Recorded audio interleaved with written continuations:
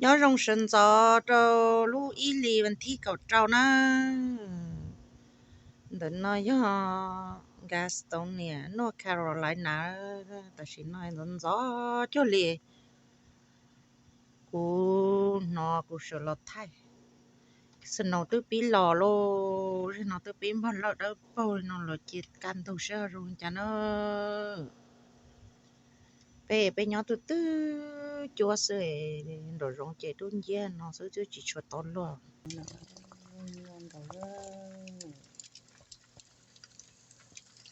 chúng ta tỏ lo đón đi chia chung là đón vui mà cái nó nói nó chỉ thấy tao đã có con tự luôn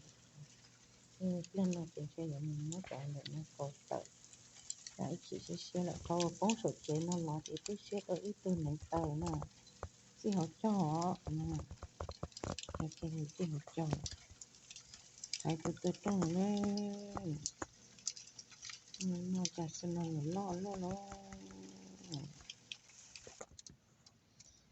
nó là hiện được họ trong ta theo xin nó thứ thải tài nó khi chỉ tàu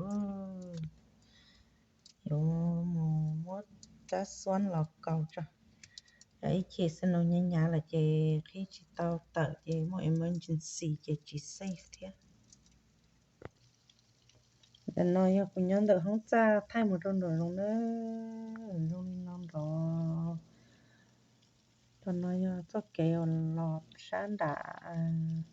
các chị tàu lọt là xin nó tôi vọt ta luôn nó tìm mình đông nó chỉ xin nó tôi bị sát ta rồi nó nếu để chờ nó ý chồng phụ lọ ý ở rồi nó sẽ nó phụ chỉ nhóm đấy giờ lọ ý rồi nó chỉ là nhóm lì bé nó rồi chi nó sẽ chỉ giá tàng thọ đủ luôn nữa ta chỉ lúc để chờ nó giờ lọ xin nó lên nó chỉ chế cần đó bỏ trả bỏ giờ cái tan thọ chỗ lô hôm mỏ thia chỗ police station chỗ chế tô nó tờ tên đỡ theo chỉ cầu cái nó cho giá cái ta thì nó nhớ lúc đấy chở nó khảo là để nó yêu của nhau học luôn cả là giờ lúc chuyện để chế thay một đôi rồi nó đỡ đốn chia sẻ chúng ta tổ nó mà lo ta trả lên đời ở mong ít tầm mòn ở chế pí lò nó có chế bỏ chế tay nó ui chế ui lúc chế chế thầu lúc à cậu ý lì nữa mới trả một tọt té lòng một lấy lòng lúa tơ ta chế lấy mới trả một bọt chế lại ở chỗ chị tao lấy chế một tí lúc chế mềm nhau xí là sao nó hết chị cả chỉ nhớ rồi học chế đó rồi nó con tên là chị tên nhau ba tổn từ rồi nhớ tôi sẽ share lại với mong hài với chị muốn nhanh chóng chị bôn đã và đó bôn là kia lại cho té dù nhau đâu lọt sân nào cho nhau kia đâu từ ta đâu lỡ té đã thâu lỡ rồi nó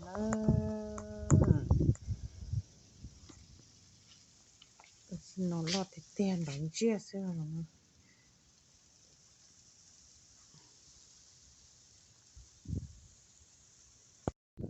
nó rong nữa khu vực tới tôi một cô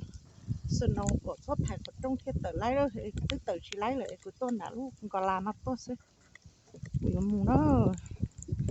đọc nó sẽ in chuối nó xí cái đó cơ kia thì cái có sân nào phải khắc trong anh chị trái chị nó tự chỉ tao đó các chị nó tự chỉ tao rồi cứ lo bắt đầu đi tắm mà lo rồi sai đó của tôi có tôi sai tao chỉ tôi theo cầu lại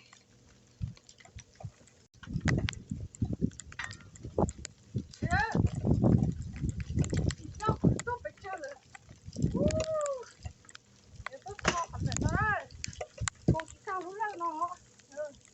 tôi sẽ đi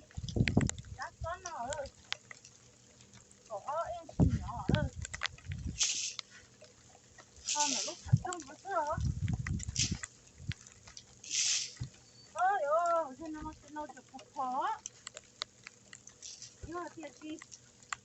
cô ta chỉ nó sợ che ít gì là hết chơi rồi cho xin nó ở tí quán nào như kiểu phải che sợ lên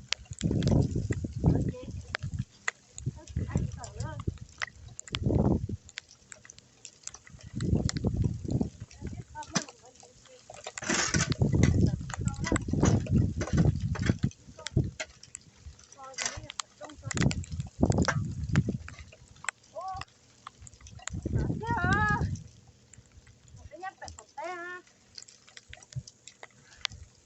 mà con nó cứ chung nó ít chung mà con được ít có chỗ gì nhá mà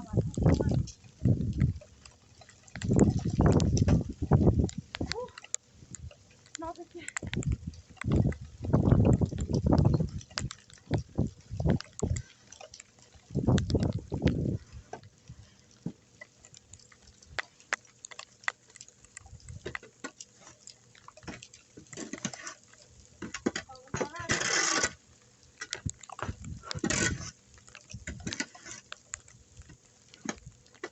nó ở trong mà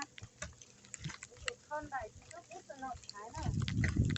nó thái nó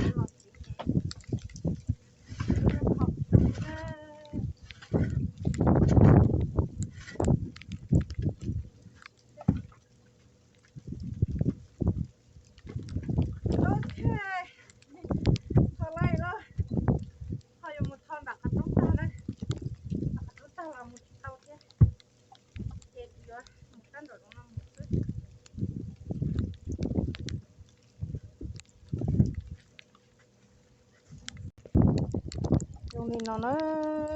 thằng vật thằng trẻ chỉ sự nông đó riêng chia nó sẽ thế tàu của ở tôi mẹ quá nè thế nó chỉ tự tàu lô sẽ ư cho ném bờ chiều là tí là nhỏ gì nó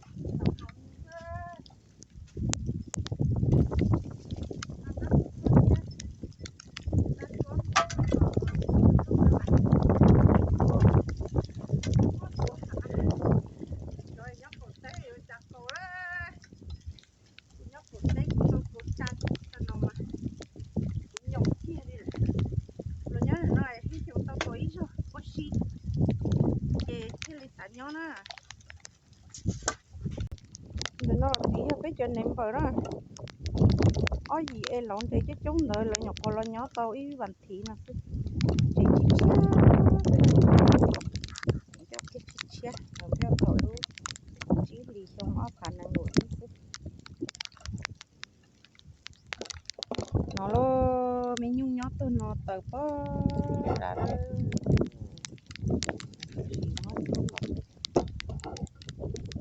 bên là nó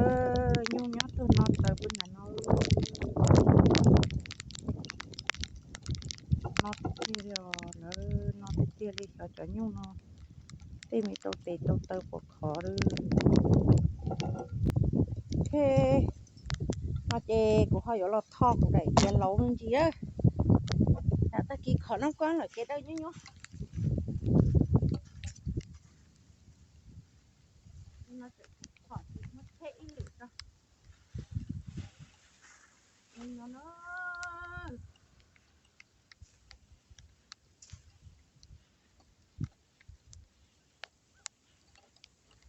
nó rất đẹp nó ở phía nó nhiều nó ở phía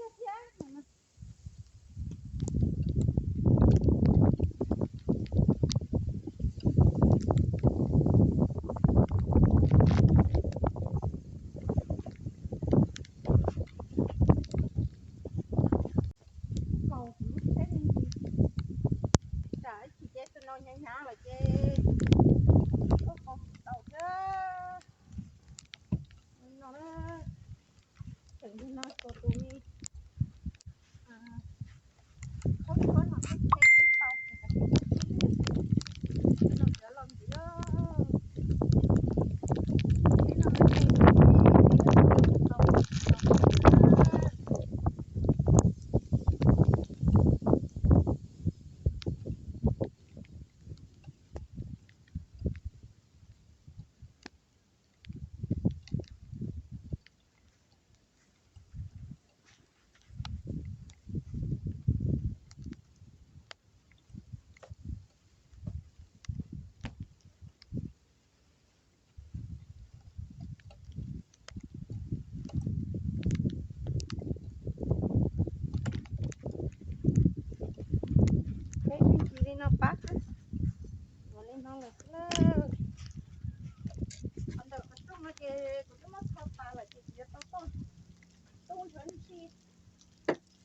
nào lo nia rồi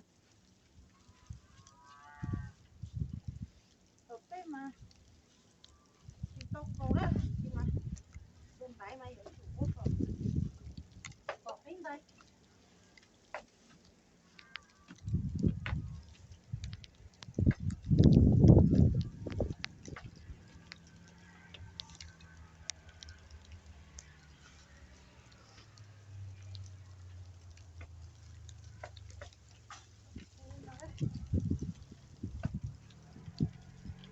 ok là cái gì đấy à à thì cái nó xả đi đó cái hơi chi rồi không có sự nào làm thế đó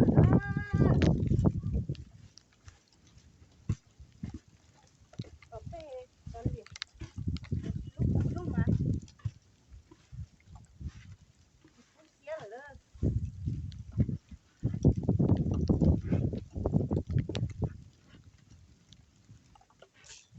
ôi ơi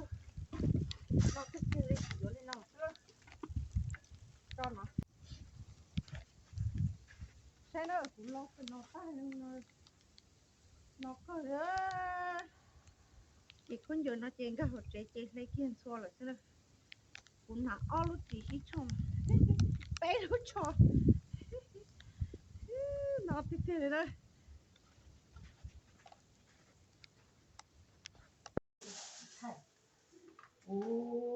nó xin nó chỉ cũng có kiến nó đó chị cũng mong mong đã chưa thế nào cũng có chuyện được lộ chị này mong mong quan tâm mà chị cũng muốn có nên nó sau trong hồng lộc thế mà cho nó để mình chỉ cũng cũng nhẹ hồng lộc tao chứ tao mà xuân tao mà không cho cái gồm cù này nó cho qua gồm cù cho qua khó phiền thì cũng chơi ôm chỉ xứ tết đi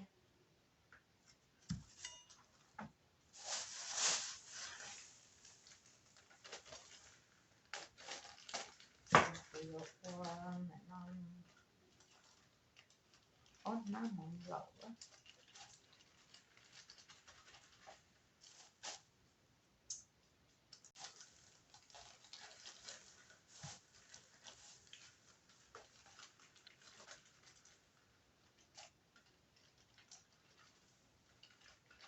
nó liệu khó phiền nó ta chỉ kia hơi ôn chuẩn nó của chuẩn nó mình cái độ mình để xong mong xuân thì có má mộng còn đông thì có bia mộng xuân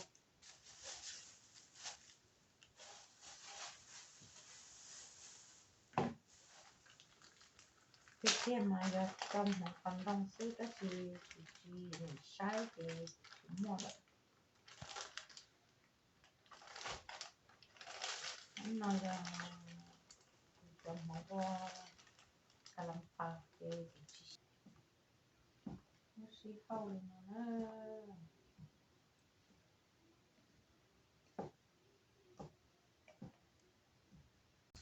thế thì là chị cũng tin rẻ đó của tôi rồi cái cũng mình chỉ tao nó là em mua xí hậu xe đây có sọc đây chỉ táo chị mà đi xa mình thì hay là đây hậu thì đi nó sẽ nó có cờ ấy wow chỉ like chỉ có tiền rồi nó sự kiện này đây cho mình sành xua lên nó mà rồi tao không tiền mà thế nó có ue cho mình nhỏ chơi cho mà dụ tên nó mà dụ tên mình nhỏ mà này là sợ đi qua tỏ thì nhớ thêm khi lấy lời trở nó nè thì là mình nhỏ nhau mình nhỏ ta nhỏ này rồi ôi chúng nó chìm chết to hay đâu lỡ chả hạt tiền cho nó có sư là cái chuyện khi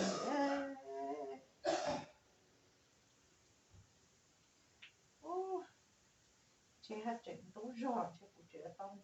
cho nên mấy còn gì đó của chế của chỉ mua recipe li à có lên nó xem nào có recipe này có recipe mà chuyện nhá dù so dù lúc không mua qua recipe sẽ để dùng cha hấu cho lì lơ nên nó mà học cái tiền luôn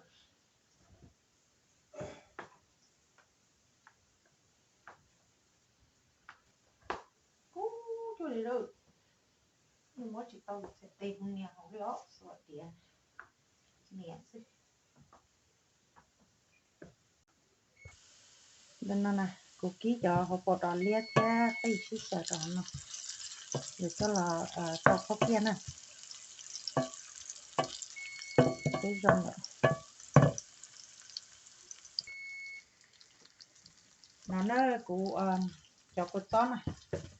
cô cho cô chó và nó phê ở cho tàu phở thì đâu cho phê thế cho tàu ký này cho cô chó nè rồi cho nó có cá ta xin được chỉ chơi phê chào nè nó có kia cho mỗi nó đó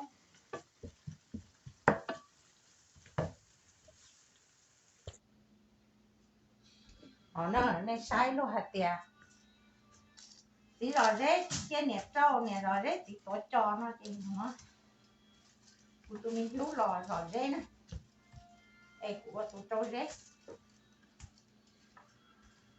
sẽ ví dụ tao xay một cháo đúng rồi đó rồi xay cái tia ok nó tìm một cái tìm cái phút đó nó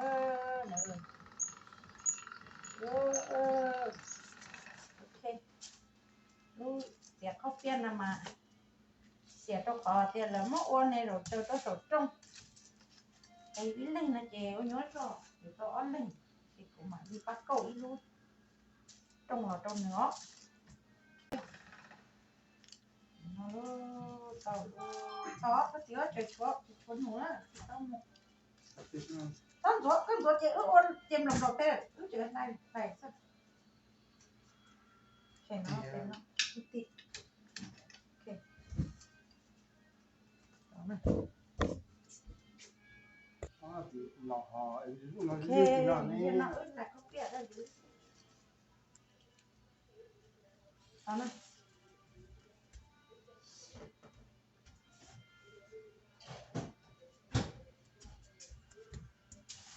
nhà pasta này cỡ nó mà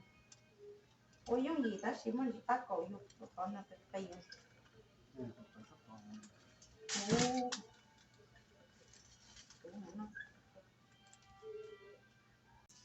phải lúc cái gì luôn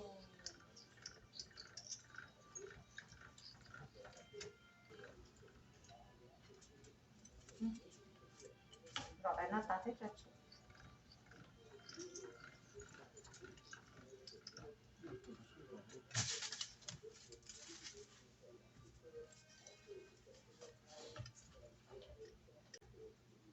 cô lọt thì nó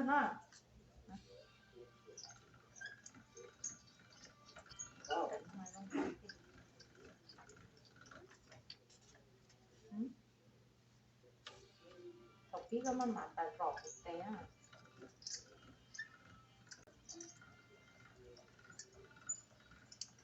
ô rong rọt cái kia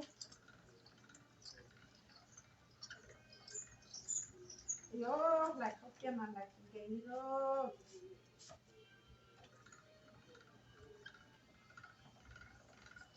ô nó nói có kia lọt để cho nên từ nhá để cho nó một cái tàu có từ chế quần nó xin nó để vô chủ thếอยู่cái lòi thế nó thế mình nhỏ chỉ cóอยู่rồi nè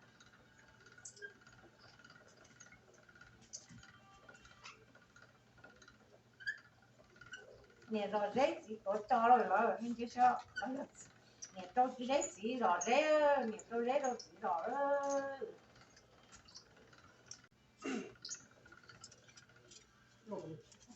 nó còn nó rõ cho đại có tự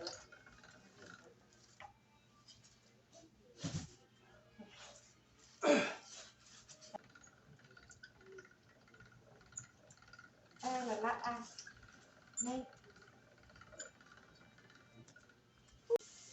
anh tao bà lên luôn sai luôn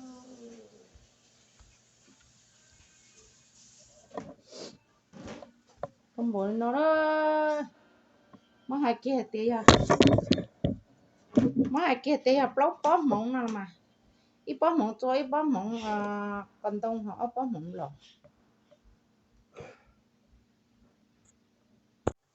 để nói cho cô phát hiện nữa có món gà cái phàm hết sức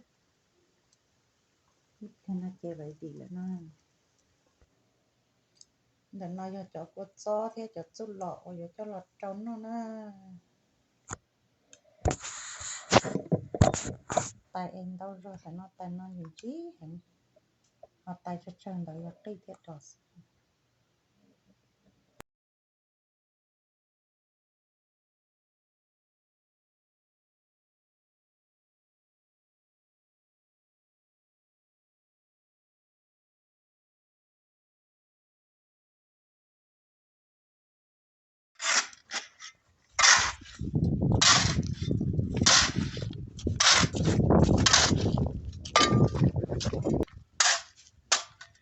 nó nói nó on rồi snow lo ta nữa tôi chỉ chạy này nó tới tôi thọ kề con mấy cái lo tao có lo tao không để lo nó dưới đây sai nữa nhau lúc tết chơi mì cà mà giờ chuồng qua có kề lên nó cái li tàu chi nhỏ nên từ tàu chuyện qua cầu snow màอยู่ที่li tàu chơi thì chỉ đây họ nhớ thì thế mà rồi tao chỉ ở chơi quân chữ lia rồi chúng quân chữ lia mà thế tao lia lại thế cái này thì là nó thôi thôi kệ là còn không mà lúc khó trông chơi chứ hả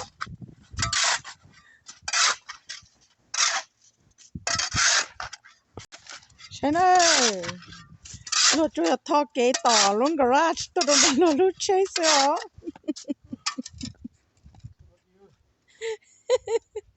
shot chập lỡ nhà lúc tới chơi nó nè xin nó trong lên nó bắt tỏ khó trông tỏ tốt cái lúc thọ bắt tỏ tôi rồi để lúc lâu nó chứ đấy cái lúc lâu phần đã kể nó mà mảng ca chứ chơi kia năng cầu chứ lúc nào nè nè thọ tôn gia kia khó trông chứ nè cho chơi đó một sáng được bật thom đó của sáng này có bật thom đó của sáng này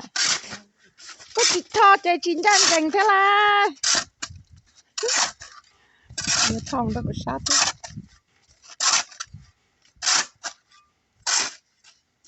nè xì xả cái mà nấu ó rồi mà cầu sân nào nè yêu sát ta lại nhưng mà tôi cầu đấy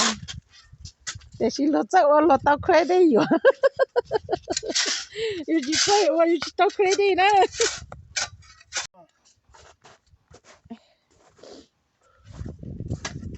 có tư cái liềm mòn nó đâu thế thế bé chỉ có ô li chả ô li nó chỉ cắn liền nó nhón nó nói nó chỉ cưng cầu Wednesday thì chỉ nó giá tan rồi còn driveway nữa thế chỉ cái này không cắn liền đi nữa thế nó tới lúc chơi khiển cho to này mà xí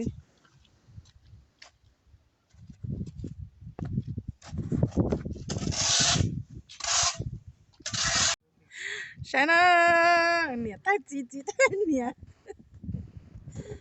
của tôi mình lú thọ tôi kể tới hòn garage tôi chơi của tôi ông câu ra đâu nó nè giờ tụi mình chỉ mà nào ở đâu ở đi hay dù mà ông câu ra sẽ là chạy ở mỗi rạp mong tôi thay đua thế nó sẽ phải lưu tới chờ mình nó sẽ đã con đó còn nó giờ cho kẹo là đặt kẹo là yên chỉ cầu lên nè đấy thâu rồi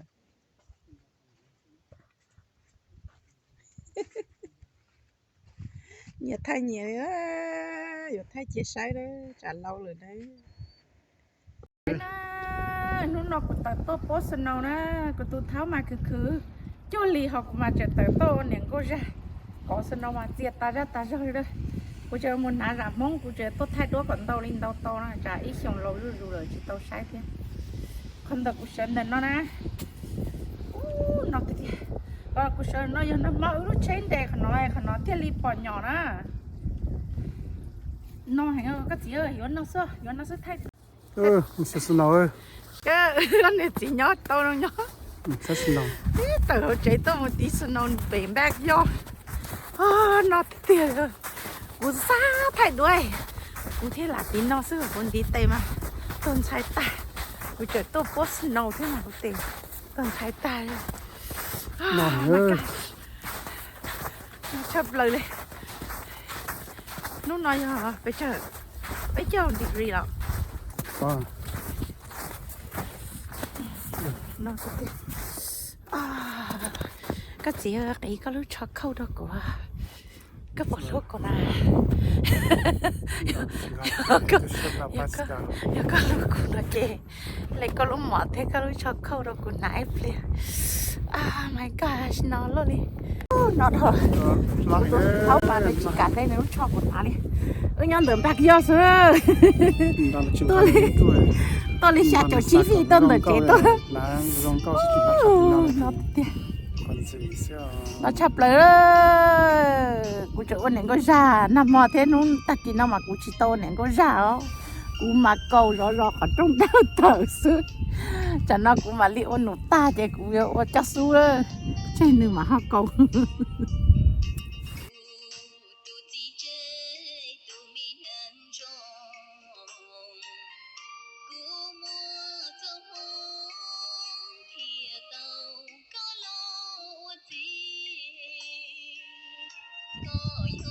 nó nhưng mà lúc ý thì là khi cầu xa ở trên này rồi ở nó mà mình khi cầu cho lỗi có sự nó cho lì đợt bé nó nhớ phát triển đợt lâu rồi yêu chí em đợt tất chỉ cho em bóng là trong đợt hoạt trong đợt chế xé lì cọc lâu em sự kiện á nhẹ hoạt trong ta tờ chỉ tao nổi lòng nó khó ở bên lì cho tới ta nó nói rồi ôi dạ tôi thay đổi khởi chia sai lo ít trong lâu rồi là trả lời nó rồi lâu thì người chỉ tao cho lọ sai đam mua nữa em đừng nói rồi ít trẻ cho sân nào cả nó cứ đi lại sân nào bóng ta là bé lúc đấy chơi nó thờ lại nà nó thì lọ sân nào lo lên nó là cho nó lấy ý vàng thì sẽ ra ta lại thì cứ họ chỉ ngon bộ đi chả thế nó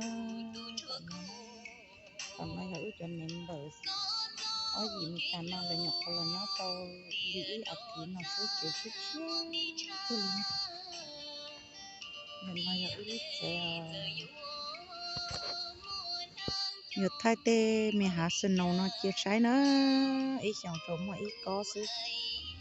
trả lời nó chỉ tao sai lại thế hơn do nó chỉ ta tỏ lo cho mình nhỏ giàu có xíu cho nó bí một lúc của nhau chơi kia nó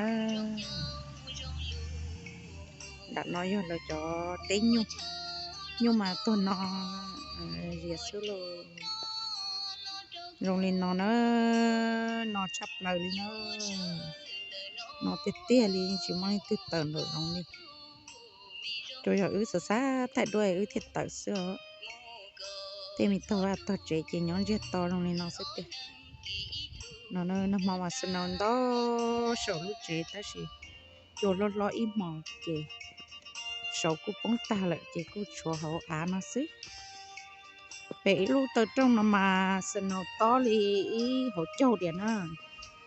em hạt chế của em có bên lử chế ta kia nó họ cho tôi có ít lử thế chế thế thọ tôi bỏ cho cái này rồi nên nó thọ có một emergency là cóอยู่thế li tàu cái kia nè rồi nó sẽ tia bên nhau lúc tết chờ mẹ cả nó nè giờ có tết chế nhưng rồi nó sẽ lúc lì một chân tôi lì xong lúc bé lì nó ta chỉ bé nhau đến nó chế giờ lúc ít lì nó mỗi ít có rồi chế hành là lúc on lì mỗi ít có thế sẽ chế bé thâu rồi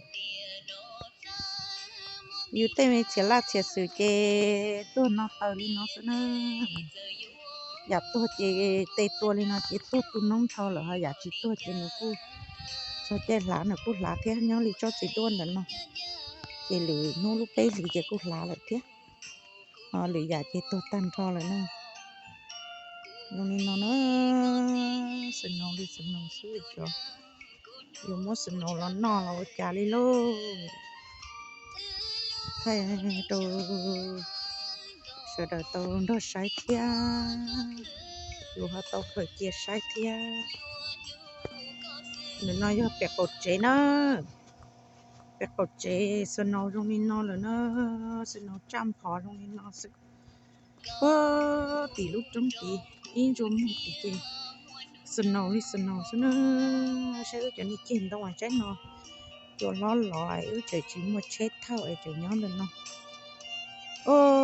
sinh nông mà không có lý tin này khiết ta để sẽ được luôn lâu này ít lâu sinh nông cũng cầu nên nó thì cầu chỉ tao để chơi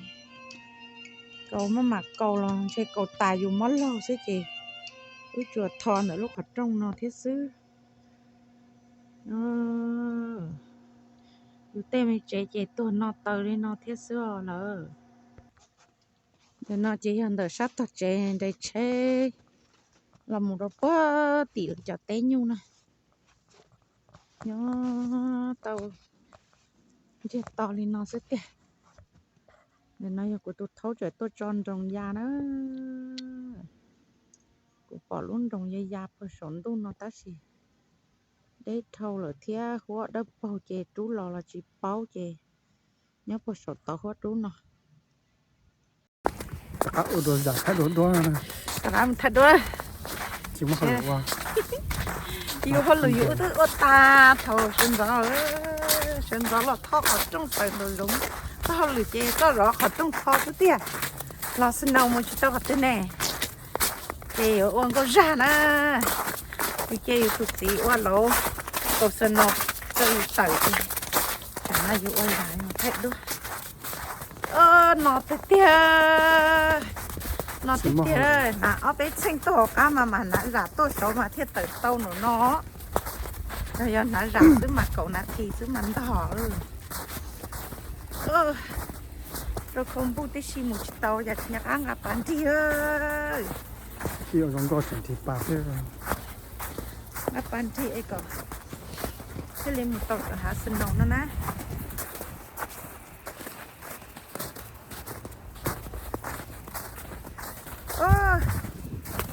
nào mà giờ một đêm mà có tới lông mà một tàu rồi ta chịu tôi thiên được bay gió rồi mua liệu xả chỗ chi phí đấy được chứ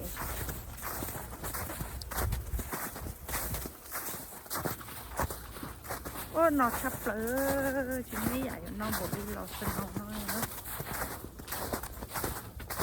thì trong có tí lô thì có tí lô trong tí mà sân nào mà đỡ bỏ xưa nè hiện tại tôi thay đổi cha sai nó ít chồng mà ít rau khó lo sân nào xưa lâu ru là lâu qua trong cầu cái căn dùng cho xe mà đập bao đó giờ cơ nó là mà tôi cắt cơ nằm mà tôi mà trồng nhỏ ít nó chỉ bỏ nô này nó cái nó tê tụi tháo mà sợ cơ dù mà tê tơ chả ta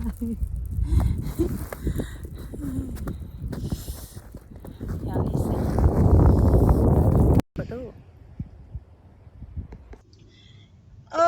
nó nè là sinh nó đi chơi giống một bữa tỏ tu mi sinh gì lời nhưng mà rón nữa đó cái đẹp thể đi chơi giống một rón nữa nhưng một bữa tỏ rón nữa đó cái thể chập lời nó chỉ mua đây nè thể của nó xem nữa ô bé cho kiểu lâu nó được bé chế có gì lắm lắm má mà lắm lắm ở lẩu mê mê liền lẩu xí xí đi má mà ô từ giờ nó nữa má mà khơi nữa cho rồi vậy đây rồi tôi đi chế tôi cho hàng đợi chế đây ta ô lo tiếp theo trong mong nó theo lại là chị nhau bất tộc country sai chị lỡ chị ưn chế đi nữa dư tê hóa tê chùa ấy mà lấy giá này xứ nào lên ngọc sai nó để nó chuột cho cái lọ lại nữa cho nó cũng chỉ tới cho nó lọ và nó mấy cái cũng đẹp highway ta chỉ cho nó ya ít cho cái lọ là chỉ cho nó là họ cũng tốt cầu kia là thứ họ dư chế rồi chế giá ta đôi luôn đi nó ô họ chụp hết thầu chế chỉ một chế ở thia xong nó cho chế một tọt tê loại cho lúc chế lọt giảm nó lưu gì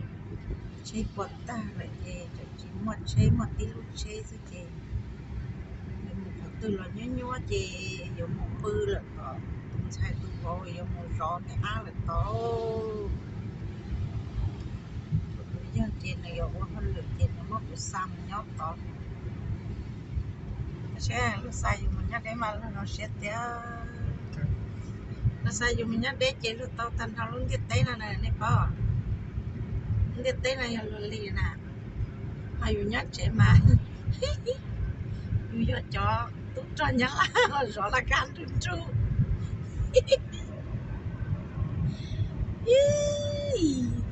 nhưng mà giờ tôi bị cũng nhìn cho là tôi bé nữa mà cũng cho của tôi bị mà liệt thế cũng thật từ mà nó nên lúc sốc quá nó sao mà nó lúc khẩn cho chỉ bóp co chứ nên cho nó nên lâu nè dùng một phần nữa dùng một ấy nữa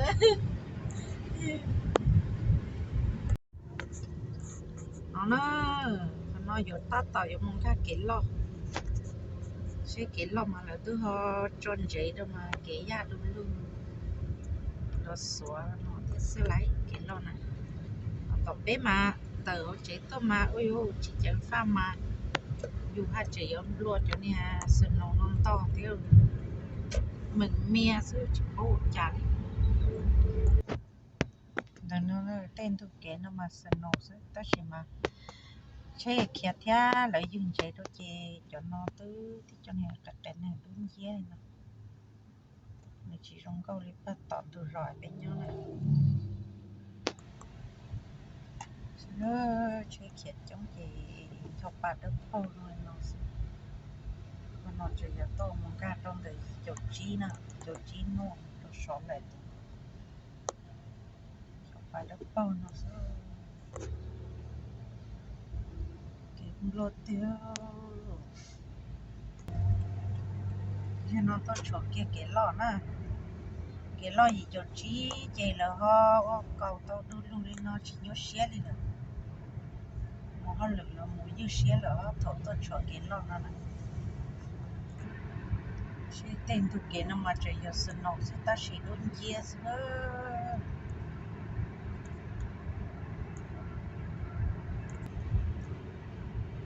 tàu có số nó trong đồ lý tung chè và cho đậu phèn nè nó có bị to hầu nó bị thôi nó cũng nó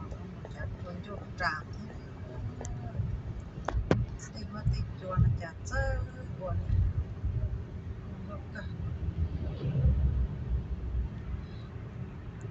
nhớ đôi xong ốc hạt cổ xa nó ốc hạt cổ trò mua hết lưỡi lòi tụi kia đi bỏ ít cuốn lòng con mình cho nhá sổ cho cuốn rồi tụi lòng con to sổ to tụi mình được to cá này em cũng trả chế của tiệm của lo cho chơi tàu mà tàu lúa chế mà đi mất thay này chị của lo cho tàu chơi tàu chế có tổ con được giá lại là tàu cá nó là hà chả một trứng thế nào là